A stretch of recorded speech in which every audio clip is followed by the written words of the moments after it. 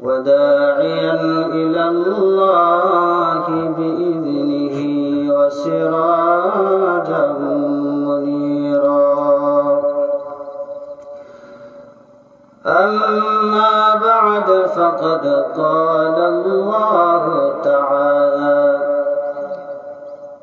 في كلامه المجيد وفي فرقانه الحميد. أعوذ بالله من الشيطان الرجيم. بسم الله الرحمن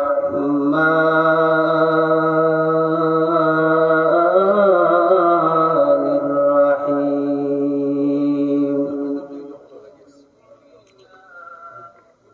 كيف تكفرون بالله وكنتم أمواتا فأحياكم ثم يميتكم ثم يحييكم ثم إليه ترجعون. صدق الله العظيم وصدق رسوله النبي الحبيب الكريم، ونحن على ذلك من الشاهدين والشاكرين، والحمد لله رب العالمين. وقال تعالى في شان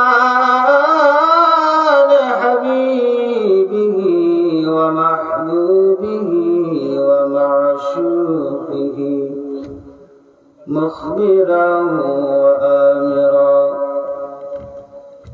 إن الله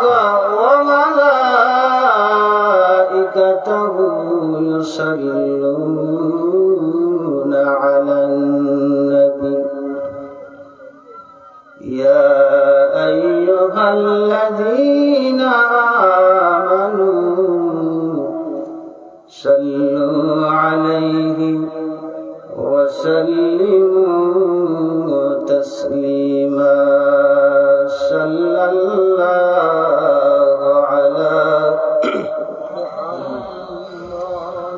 صلى الله عليه صلى الله على محمد صلى الله عليه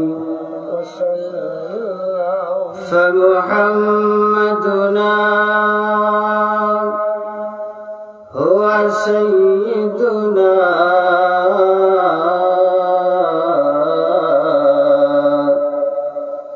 فالعز لنا لإجابته.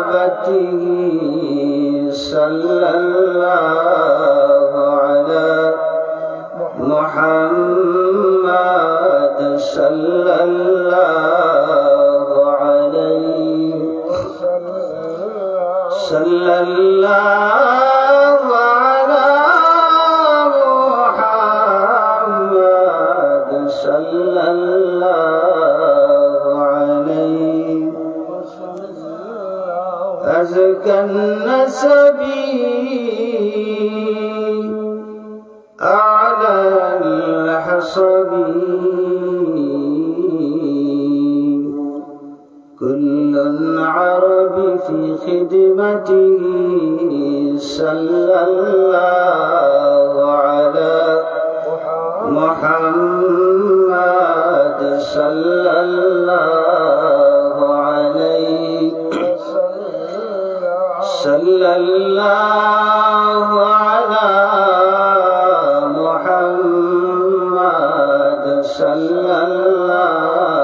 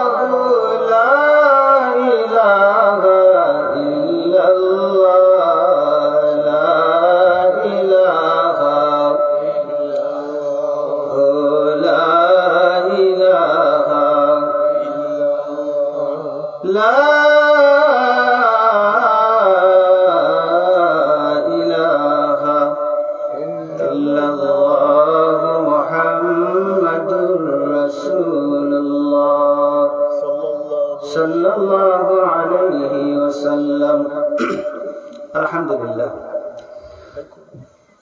আল্লাহ তাবারক ওয়া তাআলা আলিশান দরবারে অসংখ্য অগণিত শুকর ও সুজুদ এই জন্য যে মহান আল্লাহ তাবারক ওয়া তাআলা আমাদেরকে দুনিয়ার সমস্ত ঝামেলা থেকে হেফাজত করে, দুনিয়ার সমস্ত কাজ কাম থেকে হেফাজত রেখে সুস্থ শরীরে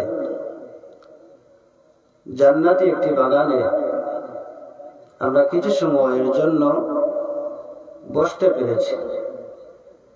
এজন্য মহান আল্লাহ তাবারক ওয়া তাআলা আলিশান দরবারে আমরা কালিমাতুশ শুকর পেশ করছি।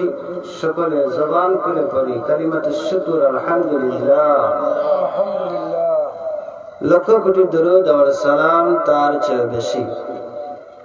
আল্লাহর সৃষ্টির প্রধান আকর্ষণ, সমস্ত নবী এবং রাসূলগণের মাথার তাজ, আকা মাওলা তাজদার মদিনা সাইয়্যিদিনা হাবিবিনা শফিউনা মাওলানা মুহাম্মদ নবীজি মুহাম্মদুর রাসূলুল্লাহ সাল্লাল্লাহু আলাইহি সাল্লামের কদম মোবারক।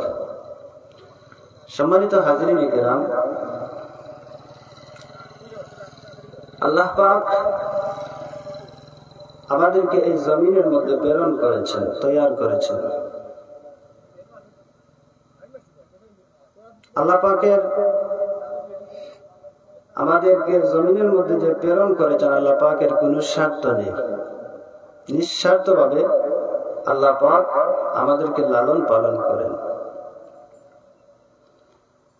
যারা আমরা আল্লাহ পাকের গোলামি করি না, যারা আল্লাহকে আমরা সেজদা করি না, নামাজ, রোজা, হজ, যাকাত এগুলা অনবরত আমরা ছেড়ে দিচ্ছি, তাকেও আল্লাহ পাক লালন পালন করেন।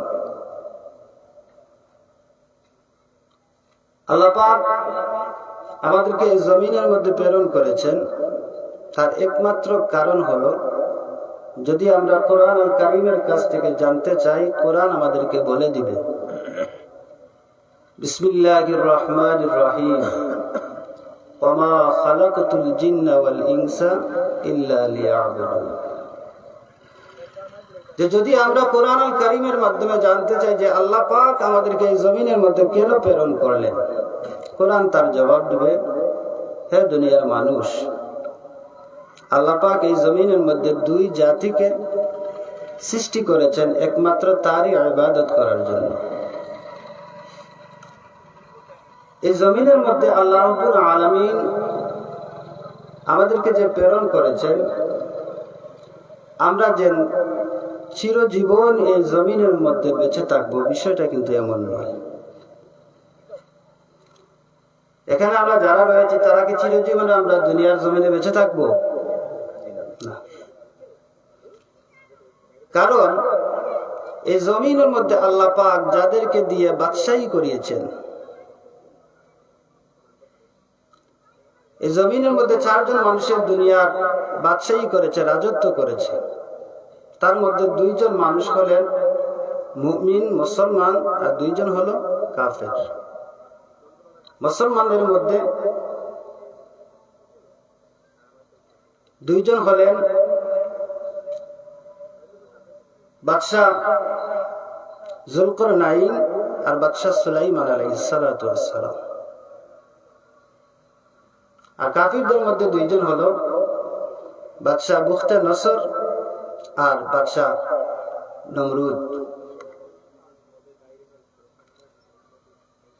যারা এই জমিনের মধ্যে বাদশাহী করে গিয়েছে, তারা এই জমিনের মধ্যে চিরস্থায়ী থাকে না। আর আপনি আর আমি থাকার কথাই না। তো আল্লাহ পাক আমাদেরকে এই জমিনের মধ্যে প্রেরণ করেছেন। আল্লাহ পাক আমাদেরকে প্রেরণ করে যে আমাদেরকে যে স্বাধীনতা দিয়েছেন, আপনার মন যা বলবে তাই আপনি করতে পারবেন, কিন্তু দিন শেষে মালিকের কাছে আপনাকে যেতেই হবে। গ্রাম্য ভাষায় যদি আমি বলি, মানুষের জীবনটা হলো এমন যে বিকালবেলা আমাদের ছোট্ট সন্তানেরা দেখবেন আকাশের মধ্যে ঘুড়ি উড়ায়। ঘুড়িটা অনেক উঁচু জায়গায় যায়, কিন্তু সুতাটা এই শিশুর হাতেই থাকে। সন্ধ্যার সময় যখন বাচ্চাটা ওই ঘুড়িকে টান দেয়, টান দেওয়ার সাথে সাথে তার হাতে চলে আসে। এটা দিয়ে আমরা এই জিনিসটা বুঝতে পারলাম যে আমরা জমিনের মধ্যে এসেছি, আল্লাহ পাক আমাদেরকে প্রেরণ করেছেন। আমরা দুনিয়ার মধ্যে আমরা অনেক মানুষ অনেকভাবে নিযুক্ত, অনেকভাবে আমরা দায়িত্ব পালন করছি। ছোট্ট বড় দায়িত্ব আমাদের রয়েছে। এই জমিনের মধ্যে যতই পেরেশানি করেন না কেন আপনি, এই পেরেশানি কিন্তু একদিন থেমে যাবে।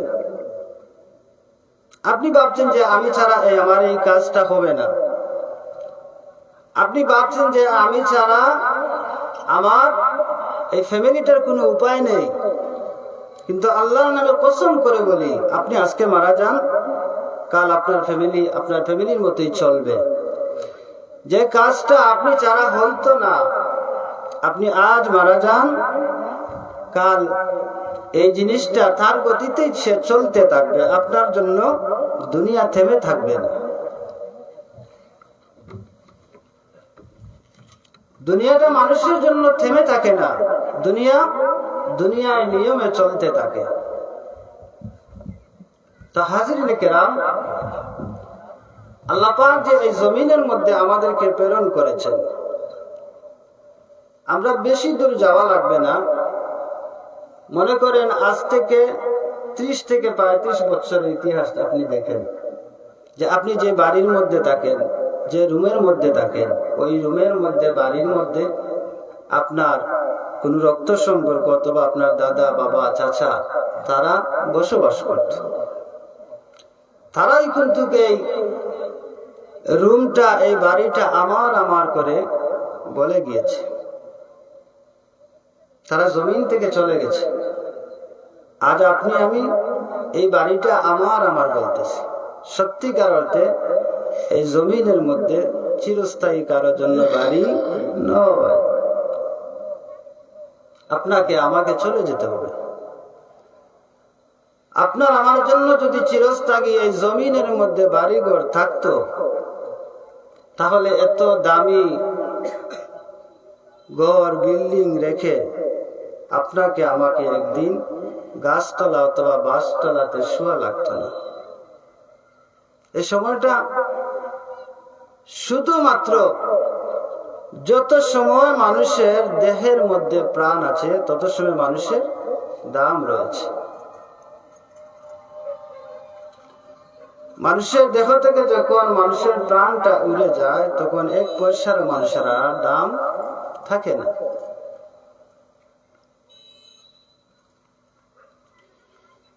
এই দুনিয়ার সফর শেষ করে আমরা একদিন চলে যেতে হবে। আল্লাহ পাক এই জমিনের মধ্যে আমাদের প্রেরণ করেছেন। আল্লাহ পাক কোরআন আল কারীমের মাধ্যমে দুনিয়ার মানুষদেরকে জানিয়ে দিয়েছেন। বিসমিল্লাহির রহমানির রহিম। ওয়ালিকুল্লি উম্মাতিন আজাল ইযা জাআ আজালুহুম লা ইস্তাখিরুনা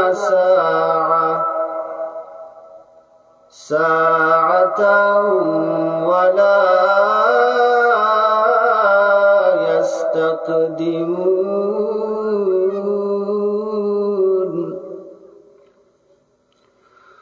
আল্লাহ রাব্বুল আলামিন বলেন, ও দুনিয়ার মানুষ শুনো,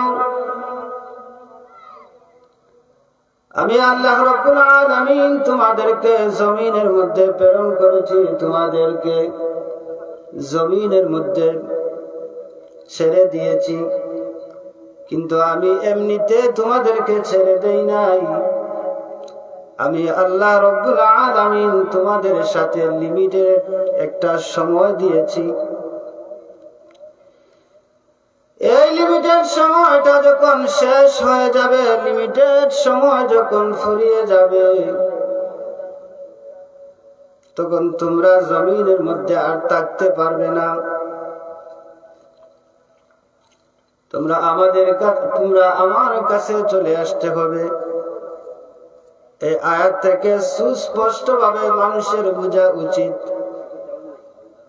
যে আল্লাহ রাব্বুল আলামিন আমাদেরকে জমিনের মধ্যে প্রেরণ করেছেন, আর সাথে সাথে আল্লাহ রাব্বুল আলামিন আমাদের হায়াতের লিমিটেড একটা সময় দিয়েছেন। ওই সময়টা যখন শেষ হয়ে যাবে, সময়টা যখন ফুরিয়ে যাবে, আল্লাহ রাব্বুল আলামিন কারো উপর জুলুম করবেন না, বেইনসাফি করবেন না। যখন আপনার সময় শেষ হয়ে যাবে, মালাকুল মউত আজরাইল আলাইহিস সালাতু ওয়াস সালাম আপনার আমার সাথে সাক্ষাৎ করবে। এই আয়াত থেকে আমরা এই জিনিসটা বুঝতে পারলাম যে মানুষের হায়াতটা এটা সীমিত। আল্লাহ পাক একটা লিমিট দিয়ে মানুষদেরকে জমিনের মধ্যে প্রেরণ করেছেন। এই জন্য দেখবেন যে মায়েরা সন্তান প্রসব করে, প্রত্যেকটা মায়ের সন্তানদের একটা সিরিয়াল রয়েছে। মা তার সন্তানদেরকে সিরিয়াল মোতাবেক জন্ম দিয়ে থাকেন, কিন্তু একই মায়ের সন্তান, এক মায়ের যদি 10টা সন্তান হয়ে থাকে, এই মা সিরিয়াল মোতাবেক সন্তানদেরকে জন্ম দিয়েছেন, কিন্তু হুট করে দেখবেন একবারে ছোট্ট যে সন্তান, ওই সন্তান দুনিয়া ছেড়ে চলে গিয়েছে। অনেক সময় দেখা যায় বাবা জমিনের মধ্যে রয়েছেন, কিন্তু সন্তান পরপরে চলে গিয়েছে। মা জমিনের মধ্যে রয়েছেন, কিন্তু মেয়ে জমিন থেকে চলে গিয়েছে।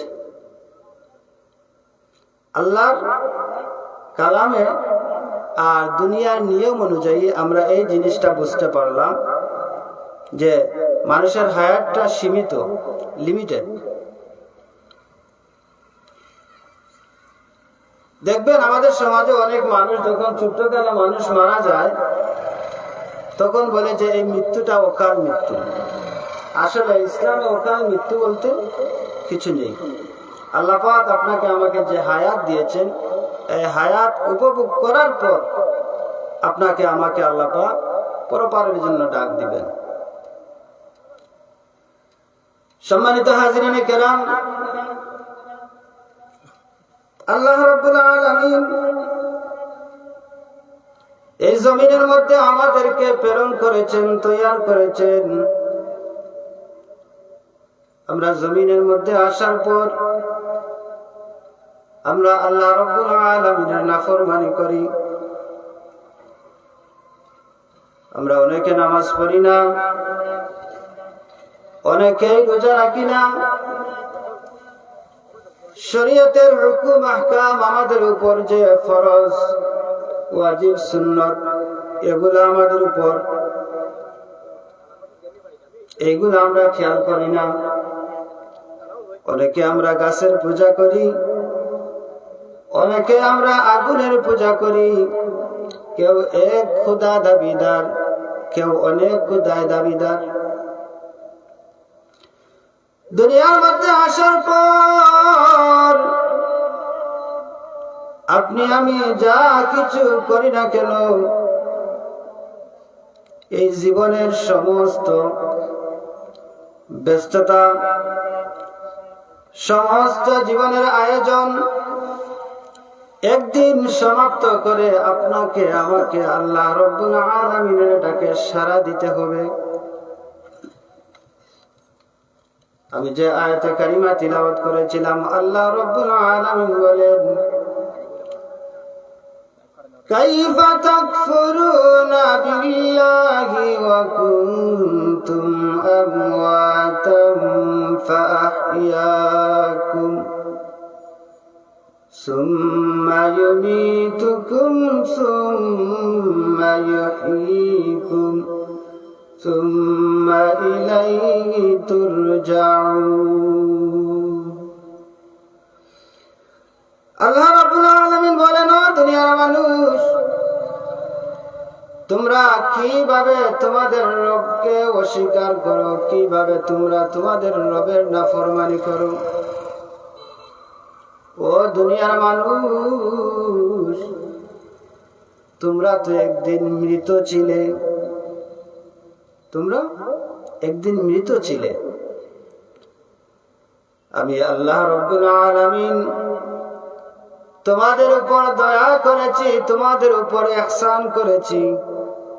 আমি আল্লাহ রাব্বুল আলামিন দয়া করে তোমাদেরকে জীবন দান করেছি। এরপর আল্লাহ রাব্বুল আলামিন বলেন, এই জীবন তোমাদের একদিন থাকবে না, এই জীবন থেকে তোমাদেরকে মৃত্যুবরণ করা লাগবে। এই মৃত্যুর পর আবার তোমাদেরকে পুনরায় জিন্দা করা হবে। এই আয়াত থেকে আমরা এই বিষয়টা সুস্পষ্ট বুঝতে পারলাম যে আমাদের একদিন কোনো অস্তিত্বই ছিল না। আল্লাহ পাক দয়া করেছেন, আমাদেরকে জীবন দান করেছেন। এই জীবন আমাদের চিরদিন থাকবে না। এই জীবন থেকে আপনাকে আমাকে মৃত্যুবরণ করা লাগবে। আর মৃত্যুবরণ করার পর পুনরায় আবার আমাদেরকে জিন্দা করা হবে।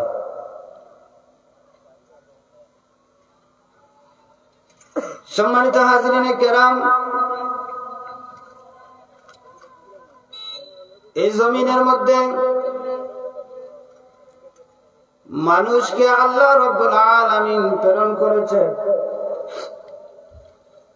আর আল্লাহ রাব্বুল আলামিন বলে দিয়েছেন, ও দুনিয়ার মানুষ, তোমরা পুনরায় আমি আল্লাহ রাব্বুল আলামিনের কাছে আসতে হবে। এর থেকে বোঝা যায় যে আমরা মরার পর আরো একটি জগৎ আমাদের জন্য রয়েছে। এই জগতের নাম হলো আলমে বরজখ, যেটাকে আমরা কবরের জগৎ বলি।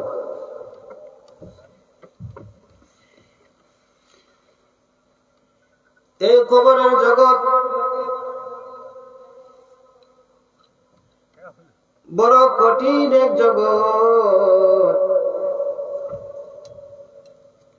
আল্লাহ রাসূল সাল্লাল্লাহু আলাইহি সাল্লাম বলেন, আল কবরু রাউদাতুম মির রিয়াদিল জান্নাহ আও হুফরাতুম মিন হুফারিন নার। আল্লাহ রাসূল সাল্লাল্লাহু আলাইহি সাল্লাম বলেন, আমার সাহাবীরা শুনো, এই কবর বড় কঠিন এক জায়গা। আল্লাহ রাসূল মানুষদেরকে জানিয়ে দিয়েছেন যে এই কবর কারো জন্য শান্তির জায়গা, আবার কারো জন্য শান্তির জায়গা। নবীজি বলেন, কবর কারো জন্য জান্নাতের বাগান হবে, আবার কারো জন্য জাহান্নামের গর্ত হবে। সম্মানিত হাজরিনে কেরাম, কবর কাদের জন্য জান্নাতের বাগান হবে? যারা আল্লাহর রাসূল সাল্লাল্লাহু আলাইহি সাল্লামকে বিশ্বাস করেছে, আল্লাহকে মেনে নিয়েছে, রাসূলকে মেনে নিয়েছে এবং নেক আমল করেছে,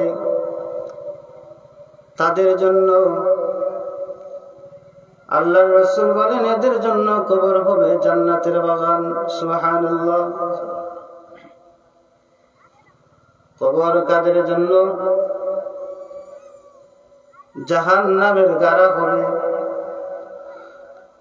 নবীজি বলেন, ও দুনিয়ার মানুষ, যারা আল্লাহকে অস্বীকার করেছে, যারা আল্লাহর নবী সাল্লাল্লাহু আলাইহি সাল্লামকে অস্বীকার করেছে, আল্লাহ রাব্বুল আলামিনকে মানে নাই, নবী মুহাম্মদুর রাসূলুল্লাহ সাল্লাল্লাহু আলাইহি সাল্লামকে মানে নাই, তাদের জন্য কবর হবে জাহান্নামের গাড়া। আল্লাহ রাব্বুল আলামিন আমাদেরকে এই সমস্ত আযাব থেকে হেফাজত করুন। আমরা মারা যাওয়ার পর আল্লাহ রাব্বুল আলামিন দয়া করে যেন আমাদের কবরটাকে জান্নাতের বাগান বানিয়ে দেন, আমিন। সম্মানিত হাজিরিনে কেরাম, কবর কি পরিমাণ ভয়ঙ্কর জায়গা আমরা সকলে জানি। আলিম ওলামাদের মুখ থেকে আমরা শুনেছি যে আল্লাহর রাসূলের 10 জন সাহাবীকে আল্লাহ রাব্বুল আলামিন জান্নাতের সার্টিফিকেট দিয়েছেন, যাদেরকে আশারায়ে মুবাশশারা বলা হয়।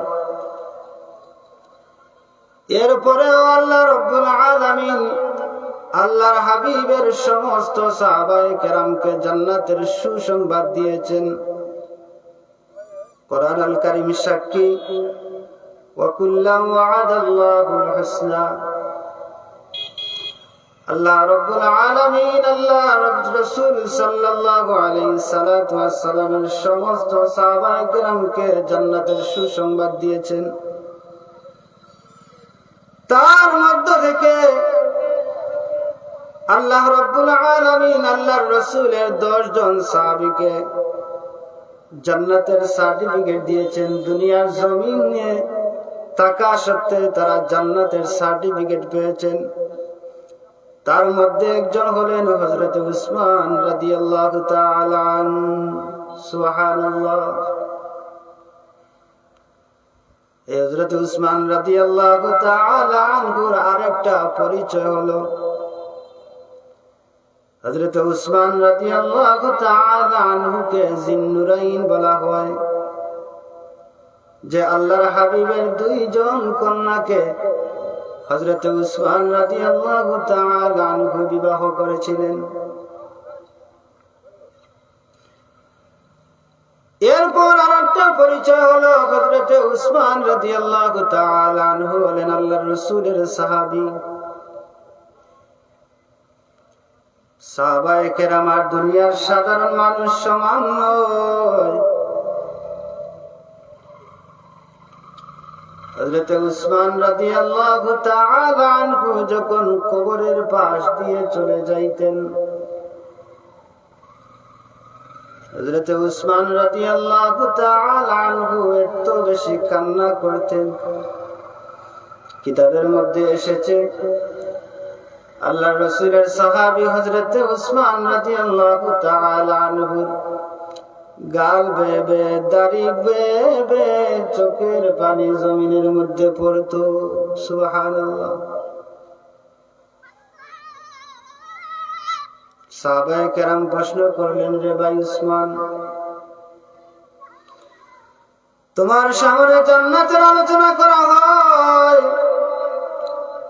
আবার জাহান্নামের আলোচনা করা হয়, তোমাকে তো এত বেশি কাঁদতে দেখি না, কিন্তু যখন তুমি কবরের পাশ দিয়ে হেঁটে যাও অথবা কবরের পাশে দাঁড়াও, তুমি এত বেশি কান্না করো, তার কারণ কি? হযরত উসমান রাদিয়াল্লাহু তাআলা আনহু বলেন, সাহাবায়ে কেরাম শুনো,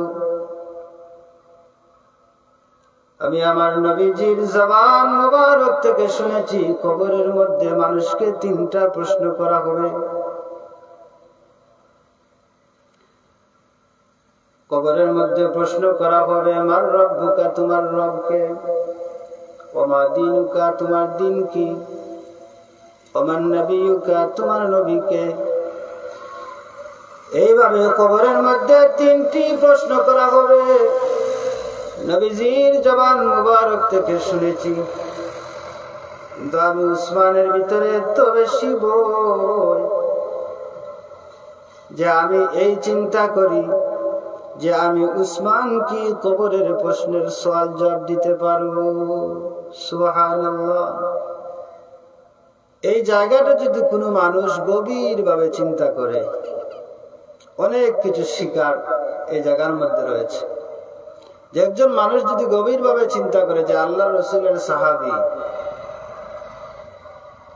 শুধু সাহাবী নয়, আল্লাহ রসুলের জামাতা, তারপর জান্নাতের সার্টিফিকেট প্রাপ্ত সাহাবী, এই সাহাবী যদি এই কবরের কাছে গিয়ে এত বেশি কান্না করেন, তাহলে আমরা যারা সাধারণ মানুষ, তারা তো আরো বেশি কান্না করার দরকার। কিন্তু না, আমাদের সমাজে বর্তমানে এমন একটি সময় আমরা অতিবাহিত করতেছি, এমন একটা দিন নাই, এমন একটা রাত নাই যে রাত্রে দুনিয়ার জমিন থেকে মানুষ বিদায় নিচ্ছে না। প্রতিদিন প্রতি রাত মানুষ এই জমিন থেকে বিদায় নিচ্ছে। এই গ্রামে যদি না হয় অন্য গ্রামে, এই জেলায় যদি না হয় অন্য জেলায়, এই থানায় যদি না হয় অন্য থানায়, প্রতিদিন প্রতিনিয়ত দুনিয়ার জমিন থেকে মানুষ বিদায় নিচ্ছে। আমাদের চোখের সামনে আমরা দেখতেছি। মানুষটাকে আমরা গোসল করাই, ওই মানুষটাকে আমরা দাফন করাই, ওই মানুষটাকে আমরা কবরস্থ করি। প্রতিনিয়ত আমরা এই জিনিসগুলো আমরা নিজ চোখে দেখতে পাই, তারপরেও আমাদের মরণের ভয় অন্তরে জাগে না। আমরা মনে এই চিন্তা চেতনা আসে না যে হায়, এই মানুষটা আমার মতো গতকালকে জমিনের মধ্যে চলাফেরা করত।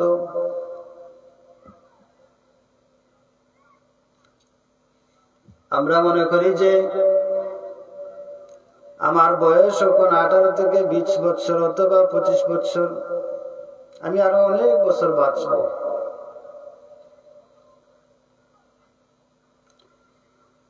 যারা এই চিন্তা চেতনা নিয়ে জমিনের মধ্যে চলাফেরা করে, তাদের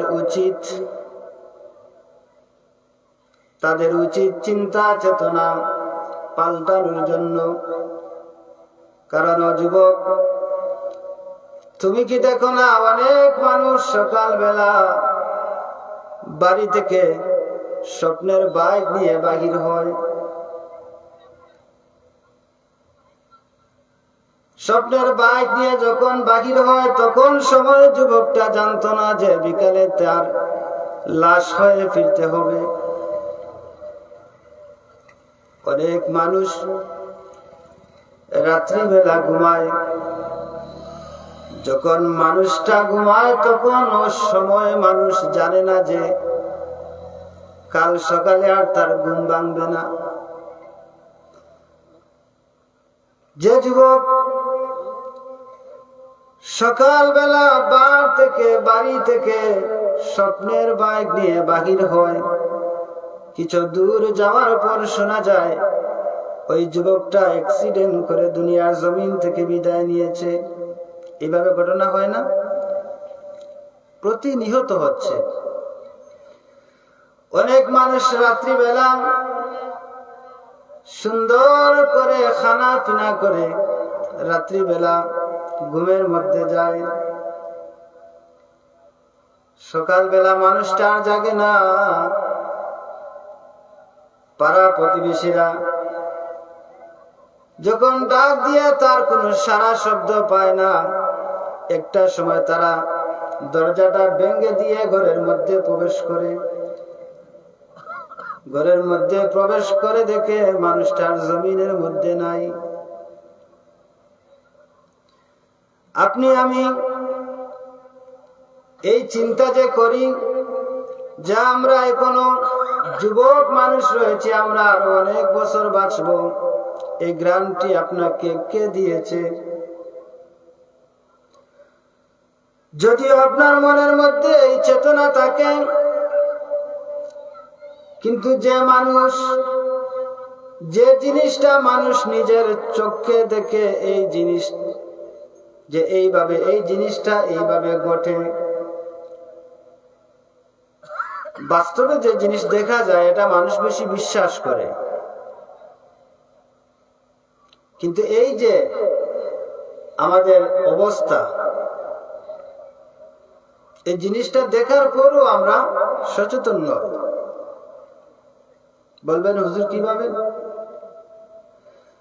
যদি কোনো মানুষের মনের মধ্যে এই চেতনা থাকে যে আমাকে এই জমিন থেকে বিদায় নিতে হবে, এটা আমি বলছি না যে মানুষ মৃত্যুকে অস্বীকার করে। দুনিয়ার সমস্ত বিষয়ের উপর ইখতিলাফ রয়েছে, 2টি মত অথবা 3টি মত রয়েছে, দ্বিমত রয়েছে, কিন্তু মরণ এমন একটি বিষয়, মরণ এমন একটি সাবজেক্ট, দুনিয়ার তামাম মানুষ একমত যে আপনাকে মরতেই হবে। মৃত্যুকে কেউ কোনোদিন অস্বীকার করে না। এখন প্রশ্ন হলো, আমরা যখন মৃত্যুবরণ করব তখন আমাদের উচিত কি করা? আমরা যে মারা যাব, দুনিয়ার জমিন থেকে যে আমরা চলে যাব, এটা আমরা মানি বা বুঝি, কিন্তু ওই জিনিসটা আমরা বুঝি না যে জমিন থেকে যখন আমাদেরকে বিদায় নিতে হবে তখন আমাকে কি করার প্রয়োজন, আমি কি করতে হবে, এই জিনিসটা আমরা বুঝি না। বলবেন হুজুর কিভাবে? আমরা তো বুঝি। যদি এই জিনিস কোনো মানুষ বুঝতো, তাহলে সমাজে বর্তমানে যে অবস্থা জমিনের মধ্যে চলছে, যে কাকে মেরে কে বড় লোক হবে, কাকে ছোট করে কে বড় হবে, কার সম্পদ আত্মসাৎ করে নিজের করা যায়, এইগুলা মানুষ চিরতরে ছেড়ে দিত। যদি কোনো মানুষ এই বিষয়টা চিন্তা করে যে আমাকে তো দুনিয়ার জমিন থেকে চলে যেতে হবে, আমাকে আরেকটি জগতে যাওয়া লাগবে, ওই জগতে আল্লাহ পাক আমাকে প্রশ্ন করবেন, আল্লাহ পাক আমার বিচার করবেন,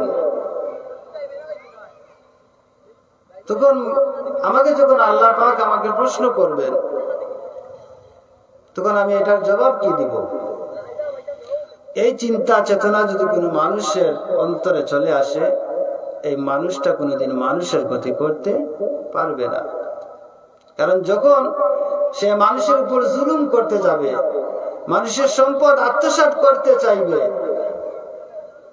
এতিমের উপর জুলুম করতে চাইবে, গ্রামের দরিদ্র মানুষ, সমাজের দরিদ্র মানুষ, অসহায় মানুষ, এদের উপর তার কোনো আক্রমণ থাকবে না। কারণ এই বিষয়টা তার ক্লিয়ার হয়ে যাবে যে আমাকে একদিন চলে যেতে হবে। আর এই বিষয়গুলা আল্লাহ পাক আমাকে জিজ্ঞাসা করবেন। কি মনে করেন, আমরা এই জমিনের মধ্যে যা কিছু করি, আল্লাহ পাক কি তার হিসাব নিবেন না? প্রত্যেকটা জিনিসের হিসাব আপনাকে আমাকে দিতেই হবে।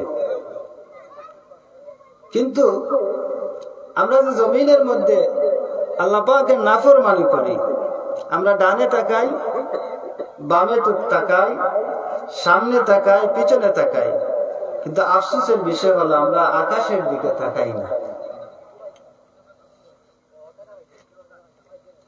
সামনে পিছনে ডাইনে বামে মানুষ তাকায় কার জন্য?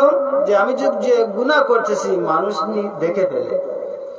কিন্তু যদি কোনো মানুষ আকাশের দিকে তাকাইতো, আমি আমার বিশ্বাসের জায়গা থেকে বলি, ওই মানুষটার গুনাহের কাজ করতে পারতো না। কারণ আকাশের দিকে তাকাইলে সে বুঝতে পারতো দুনিয়ার কোনো মানুষ যদি আমাকে নাই দেখে, আল্লাহ পাক কিন্তু আমাকে দেখতেছে। তা হাজরিন কেরাম, এই জমিনের মধ্যে আল্লাহ পাক আমাদেরকে প্রেরণ করেছেন। এই দুনিয়ায় আমরা থাকবো না, চলে যেতে হবে। শুধু আমরা নয়, এই দুনিয়ার মধ্যে কোনো কিছুর অস্তিত্বই থাকবে না। কুল্লু মান আলাইহা ফান ওয়া ইয়াবকা ওয়াজহু রাব্বিকা যুল জালালি ওয়াল ইকরাম। এই দুনিয়াটা ফানা ফানা হয়ে যাবে। এই দুনিয়ার মধ্যে কেউ বাকি থাকবে না। বাকি থাকবেন একজন, তিনি হলেন আল্লাহ। সম্মানিত হাজিরিনে কেরাম, এই জমিনের মধ্যে আল্লাহ রাব্বুল আলামিন আমাদেরকে প্রেরণ করেছেন আপনাকে আমাকে একদিন চলে যেতে হবে। তখন আমরা কি করে যাওয়া উচিত? হাদিস শরীফের মধ্যে এসেছে, কিছু মানুষ গুনাহ নিয়ে কবরের ভেতরে যাবে আর হাসরের মাঠে উঠবে নেকি নিয়ে। আর কিছু মানুষ নেককার হয়ে কবরে যাবে কিন্তু হাসরের মাঠে গুনাহের পাহাড় নিয়ে উঠবে। তার কারণ কি? তার কারণ হলো, যে মানুষ গুনাহ নিয়ে কবরের মধ্যে চলে যায় আর যদি নেককার একটা সন্তান রেখে যেতে পারে, নেককার একটা সন্তান যদি রেখে যেতে পারে, সন্তানটা যখন মা এবং বাবার কবরের পাশে গিয়ে অথবা তার কোনো আত্মীয় স্বজনের কবরের পাশে গিয়ে দোয়া করবে, সন্তানটা যখন তার মা এবং বাবার কবরের পাশে গিয়ে বলবে, রব্বির হামহুমা কামা রব্বায়ানি সগীরা। আমার সাথে পড়েন, রব্বির হামহুমা কামা রব্বায়ানি সগীরা। নেককার কোন সন্তান যদি তার মা এবং বাবার কবরের পাশে গিয়ে এই দোয়া করে আর চোখ থেকে পানি ছেড়ে দেয়, আল্লাহর হাবিব বলেন, চোখের পানি চোখ থেকে বের হয়ে নাকের আগায় আসার আগে আগে আল্লাহ রাব্বুল আলামিন তার মা এবং বাবাকে মাফ করে দেন। সুবহানাল্লাহ। এটা হলো নেককার সন্তান। সন্তান তো আমরা সবাই সন্তানের বাবা। নেককার সন্তান কয়জন রেখে যেতে পারে? এই সন্তানের কারণে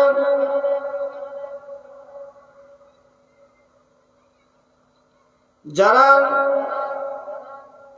নেকি নিয়ে কবরের মধ্যে যাবে, সন্তানের নাফরমানির কারণে, সন্তানের নাফরমানির কারণে কিয়ামতের দিন গুনাহের পাহাড় নিয়ে উঠবে। এই বাবারও এই সন্তান, নেককার সন্তান যে বাবা রেখে গিয়েছেন, ওই সন্তানটাও সন্তান। হাদিস শরীফের মধ্যে এসেছে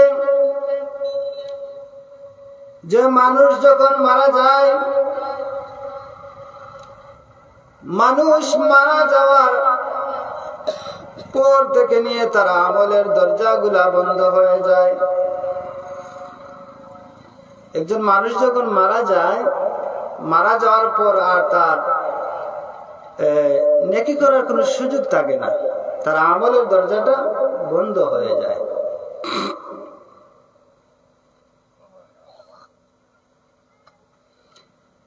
কিন্তু মানুষ যখন মারা যায়, মারা যাওয়ার পর আমলের দরজাটা বন্ধ হয়ে যায়। এই মানুষটা আর কোনো আমল করতে পারে না।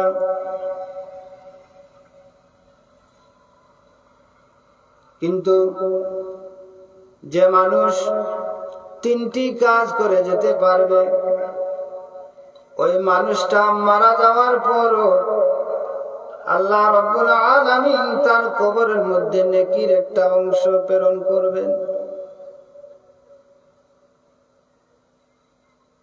নেকির একটা অংশ আল্লাহ পাক তার কবরের মধ্যে পৌঁছাবেন। এরা কারা? প্রথম হলো সদকায়ে জারিয়া। যদি কোনো মানুষ মসজিদ, মাদ্রাসা, রাস্তাঘাট এইগুলা জমিনের মধ্যে প্রতিষ্ঠিত করে যেতে পারে, এই দুনিয়ায় যদি কোনো মানুষ মাদ্রাসা করে যেতে পারে, মসজিদ করে যেতে পারে, এই মসজিদের মধ্যে যতদিন নামাজ হবে, এই নামাজ হওয়ার পরে আল্লাহ রাব্বুল আলামিন এই যে সদকায়ে জারিয়া হিসাবে যে মসজিদ করে গিয়েছে, মসজিদের পক্ষ থেকে আল্লাহ রাব্বুল আলামিন তার কবরের মধ্যে একটি সওয়াবের অংশ প্রদান করবেন। সুবহানাল্লাহ। সদকায়ে জারিয়া আমরা বলতে কি বুঝি? শুধু মসজিদ মাদ্রাসা না। আপনি মসজিদ করে যান, মাদ্রাসা করে যান, রাস্তাঘাট করে যান, এতিমকে সাহায্য করে যান, কোনো মানুষের পানির ব্যবস্থা নেই, তার জন্য পানির ব্যবস্থা করে যান। এইভাবে বিভিন্ন খাত রয়েছে সদকায়ে জারিয়ার।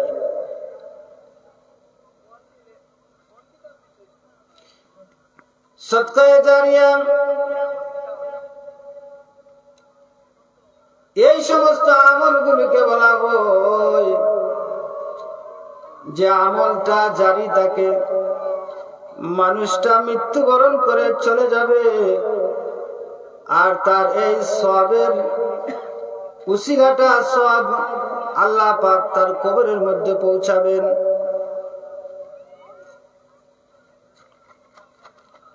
তারপর হলো নেক সন্তান।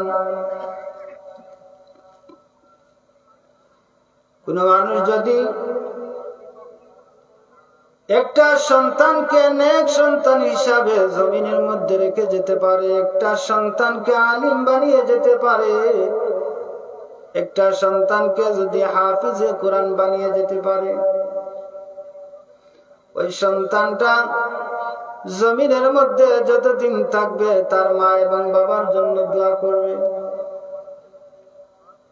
এই দোয়ার ফসলটা তার মা এবং বাবা কবরের মধ্যে শুয়ে এটা পেতে থাকবে। যারা কোরআন শিক্ষা করে তাদের দাম সাধারণ কোন মানুষের দামের মতো নয়। যে আল্লাহ রাসূল সাল্লাল্লাহু আলাইহি সাল্লাতু ওয়াসসালাম বলেন যে মানুষ এই জমিনের মধ্যে নিজে কোরআন শিখে এবং অন্যকে কোরআন শিক্ষা দেয়, নিজে কোরআন শিখে এবং অন্যকে তা শিখায়, আল্লাহ রাসূল সাল্লাল্লাহু আলাইহি সাল্লাতু ওয়াসসালাম বলেন দুনিয়ার সমস্ত মানুষের চাইতে এই মানুষ উত্তম কারা? যারা কোরআন শিখে এবং অন্যকে কোরআন শিখায়। সুবহানাল্লাহ। এই কোরআনে মানুষকে বিনয়ী করে, কোরআনে মানুষকে পরিবর্তন করে, কোরআনে মানুষকে সত্যের পথ দেখায়, কোরআনে মানুষের মতের চিন্তা চেতনা মনের মধ্যে নিয়ে আসে। দুইটা জিনিসে মানুষের অন্তরের মধ্যে মরণের চিন্তা নিয়ে আসে। নবীজি বলেন ক্বালা কাসরাতু যিকরিল মাউত ওয়া তিলাওয়াতিল কুরআন। একটা হলো জিকির, মৌতের জিকির,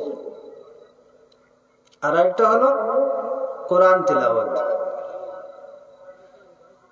কোরআন তিলাওয়াত এমন দামি, নবীজি বলেন ইকরাউল কুরআন ফাইন্নাহু ইয়াতি ইয়াউমাল কিয়ামাতি শাফিআন লিআসহাবি।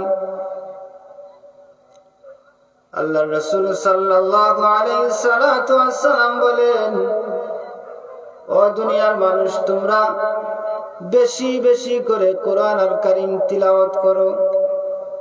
প্রশ্ন হলো, কেন করবেন? নবীজি বলেন, এই কোরআন কিয়ামতের দিন তোমাদের জন্য শাফাআত করবে। সুবহানাল্লাহ। কোরআন যদি কোনো মানুষকে শাফাআত করে, তাহলে তাকে জাহান্নামে যাওয়ার কোনো প্রশ্নই আসে না। আর যদি কোরআন কোনো মানুষের বিপক্ষে দাঁড়িয়ে যায়, কোনো কালে কোনো অবস্থাতে কোনো দিন জান্নাতে যাওয়া সম্ভব নয়।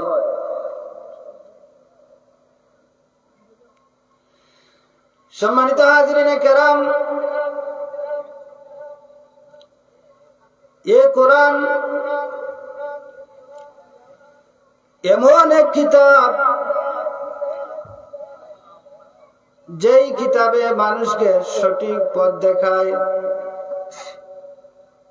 আপনার সন্তানটা তাকে যখন আপনি মাদ্রাসায় দিবেন, যখন সে কোরআন পড়বে, অটোমেটিকলি দেখবে এই বাচ্চাটার আচার আচরণ, কথাবার্তা চেঞ্জ হয়ে যাবে। প্রশ্ন হলো কেন? এটা হলো কোরআনের তাসির। কোরআন যে মানুষের ভিতরে থাকবে, এই মানুষটা কোনদিন মানুষের সাথে অন্যায়ভাবে খারাপ কাজে লিপ্ত হবে না। কারণ এই কোরআন মানুষকে ইজ্জতি বানায়, এই কোরআনে মানুষকে সম্মানী বানায়। কোরআন যার ভিতরে থাকবে, কোরআনের উসিলায় আল্লাহ রাব্বুল আলামিন তাকে সত্য পথে প্রতিষ্ঠিত করবে। সুবহানাল্লাহ। দুরূদ শরীফ পড়া, সাল্লাল্লাহু আলা মুহাম্মাদ সাল্লাল্লাহু আলাইহি ওয়াসাল্লাম, সাল্লাল্লাহু আলা মুহাম্মাদ সাল্লাল্লাহু আলাইহি ওয়াসাল্লাম। فمحمدنا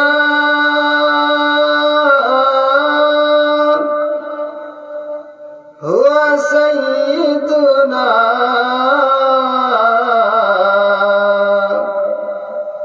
فالعز لنا لإجابته صلى الله على محمد صلى الله عليه وسلم، صلى الله على محمد صلى الله عليه وسلم। তো সম্মানিত হাজিরিন কিরাম, আমি আমার মূল কথায় চলে আসি। মূল কথাটা হলো, এই জমিনের মধ্যে আল্লাহ পাক আমাদেরকে প্রেরণ করেছেন, আমরা জমিন থেকে চলে যেতে হবে। এই দুনিয়ার মধ্যে আপনি আমি যা কিছু করি না কেন, যত ব্যস্ততাই আপনার আমার থাকুক না কেন, সমস্ত স্বপ্ন, সমস্ত ব্যস্ততা, দুনিয়ার কোনো মানুষ আপনাকে আটকাতে পারে না, পারবেই না। কিন্তু মালাকুল মউত আজরাইল আপনার এই স্বপ্ন, এই ব্যস্ততাকে থমকে দিতে পারে। তো আমরা যে জমিনের মধ্যে থাকবো না, আমরা চলে যেতে হবে। তখন আমাদের কি করা উচিত? আল্লাহ পাক আমাদেরকে জমিনের মধ্যে যে প্রেরণ করেছেন, জমিনের মধ্যে তো আমরা চিরদিন থাকবো না, চলে যেতে হবে। চলে যখন যেতেই হবে, তখন আমাদের কি করা উচিত? মনে করেন যে আধা ঘন্টার সময় যেন আমি এই বয়ান করলাম, এই বয়ানের যোগ্যতা কিন্তু আমার নেই। আমি ছোট্ট মানুষ, ইমাম হিসাবে আমি আপনাদের সম্মুখে উপস্থিত হয়েছি। যাই বলেছে আল্লাহ পাক আমাকে তৌফিক দিয়েছেন, এই সময়ের মধ্যে যদি আপনাদেরকে আমি এই কথাটা বুঝাইতে পারি, তা আমার মনে হয় আজকে এই আলোচনাটা আমার জন্য সফল হবে। যে আমরা যখন চলে যেতে হবে তাহলে আমাদের কি করা উচিত। 5 ওয়াক্ত নামাজটা এমন একটি ইবাদত, যে ইবাদত আল্লাহ পাকের একেবারে নিকটে বান্দাকে নিয়ে চলে যায়। আর নামাজ আল্লাহ পাক যখন হাসরের মাঠটা সাজাবেন, আমলের দিক দিয়ে সর্বপ্রথম আপনাকে আমাকে যে প্রশ্ন করা হবে, নবীজি বলেন আউয়ালু মা ইউহাসাবু বিহি আবদু ইয়াউমাল কিয়ামাতিস সালাহ। নবীজি বলেন আমলের দিক দিয়ে সর্বপ্রথম কিয়ামতের দিন বান্দাকে নামাজের হিসাব দিতে হবে। এই নামাজ যে আমরা আমাদের জীবনে কত নামাজ তরক করেছি, এই নামাজ আর যারা আমরা এখানে ওয়াজ শুনতে বসছি, বা যারা আমরা ওয়াজে আসবো, পরবর্তীতে আসবো, আমার উপরে আমার কথা রাগ হবেন না, বোঝার জন্য বলতেছি যে যারা আমরা আজকে এখানে 12টা থেকে হোক বা 1টা পর্যন্ত হোক আমরা ওয়াজ শুনবো, কিন্তু যারা ওয়াজ শুনবো তাদের মধ্যে অনেক মানুষ রয়েছে আজকে ফজরের নামাজ পড়ে নাই। এখন আমাকে বুঝান, ওয়াজ শুনে কি ফায়দা? ওয়াজের মধ্যে যদি আপনি সফলতা অর্জন করতে পারেন না, তাহলে ওয়াজ শুনে তো কোনো লাভ নেই। আপনি যদি আমলের দিক দিয়া এই ওয়াজটাকে আপনি রূপান্তরিত করতে না পারেন, এই ওয়াজ শোনার মধ্যে কোনো সফলতা নাই, জাস্ট শুধু ঠান্ডা খাইলেন আর বসলেন।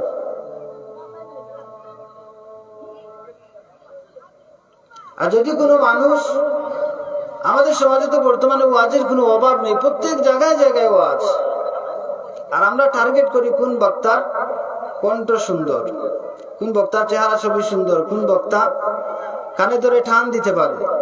ওয়াজের অবস্থাটা এমন হয়েছে, আমি ছোট্ট মানুষ, ক্ষমা করবেন, এই মঞ্চটা ছিল হেদায়েতের মঞ্চ, কিন্তু এই বর্তমান যে ওয়াজের আমরা যে তামাশায় পরিণত করেছি, এই মঞ্চটা ছিল হেদায়েতের মঞ্চ, কিন্তু হেদায়েতের মঞ্চকে আমরা চেঞ্জ করে এটা তামাশার মঞ্চে পরিণত করে দিয়েছি।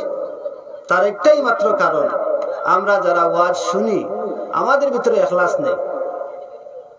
আমরা যারা ওয়াজ করি আমাদের ভিতরে ইখলাস নেই। যারা আমরা ওয়াজ শুনি, আপনারা ইখলাস আসবে করতে। জায়গায় জায়গায় ওয়াজ, জায়গায় জায়গায় মাহফিল, কিন্তু মানুষের পরিবর্তনটা কোথায়?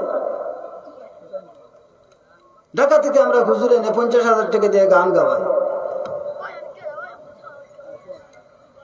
এইরকম যদি সারা জীবন ওয়াজ শুনেন, আল্লাহর কসম করে বলি 1 পয়সার ফায়দা হবে না।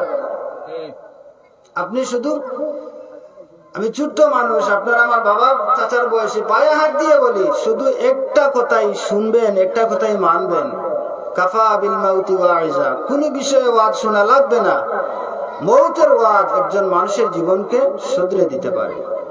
সম্মানিত হাজিরিন কেরাম, আল্লাহ পাক যেন আমাদেরকে আমলের নিয়তে ওয়াজ শোনার এবং আলিম উলামা আমাদেরকে যা বলেন তা আমাদের জীবনে বাস্তবায়ন করার তৌফিক আমাদেরকে দান করেন। আমরা সকলে করি আল্লাহুম্মা আমিন। সম্মানিত মুসল্লিয়ানে কেরাম, আমি ছোট্ট মানুষ, আমার কথাবার্তায় কোনো ভুল হলে ক্ষমা সুন্দর দৃষ্টিতে দেখবেন।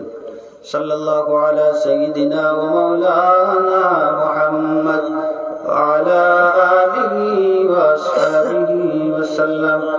সাল্লাল্লাহু আলা সাইয়্যিদিনা ওয়া মাওলানা মুহাম্মদ ওয়া আলা আলিহি ওয়া আসহাবিহি ওয়া সাল্লাম। আস্তাগফিরুল্লাহ, ইন্নাল্লাহা গফুরুর রহিম। أستغفر الله إن الله غفور رحيم أستغفر الله ربي من كل ذنب وأتوب إليه ولا حول ولا قوة إلا بالله العلي العظيم لا إله إلا الله محمد رسول الله صلى الله عليه وسلم اللهم آمين اللهم احسن عاقبتنا في الأمور كلها وأجرنا يا الله من خزي الدنيا وعذاب الآخرة توفني مسلما وألحقني بالصالحين ربنا ظلمنا أنفسنا وإن لم تغفر لنا وترحمنا لنكونن من الخاسرين ربنا فاغفر لنا ذنوبنا وذنوب ولوالدينا رب ارحمهما كما ربياني صغيرا رب ارحمهما